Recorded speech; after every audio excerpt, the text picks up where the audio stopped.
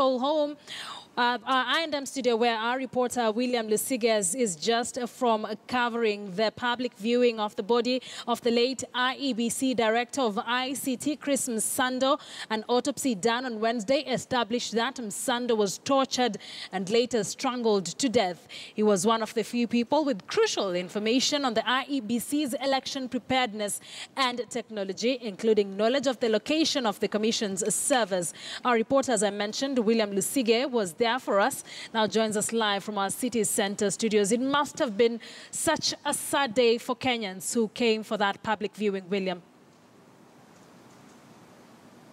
Yeah, yes, Akisa, as you have said a few minutes ago, I was at the Lee Funeral Home where the wake and body viewing for the late Christopher Msando was held.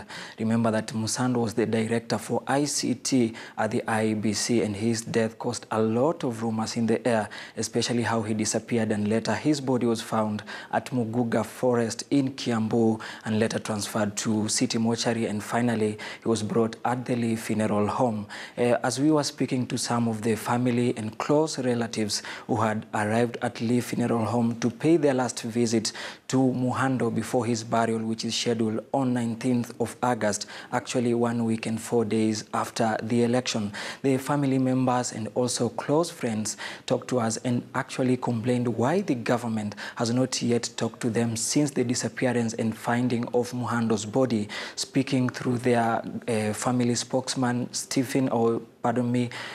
Peter Muhando, they say that the government has not talked to them since the disappearance and finding of Muhando's body.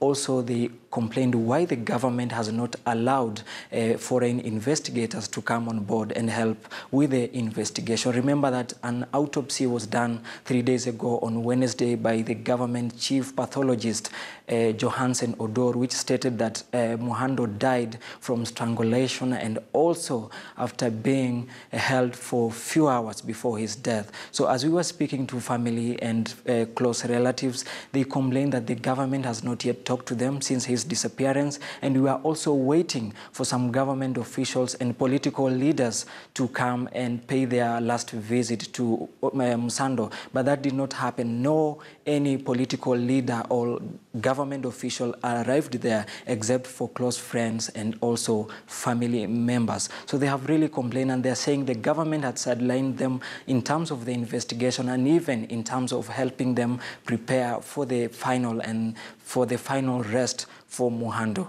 Back to you, Akisa. Must be really tough on them. Thank you, William, for that update. Our reporter, William Lusige, joining us from our city center studios. And as I earlier mentioned, President Uhuru Kenyatta is currently campaigning in Kiambu and later on is expected to make way to Suswa in the county of Narok for another rally there. Remember, Nasser campaigned there just a few days ago. But let's bring in our political reporter, Jeff Kirui, for more details. Jeff, in under 4 days, we've seen both teams campaign in Suswa. Why exactly is this place important for both teams as we head into the election?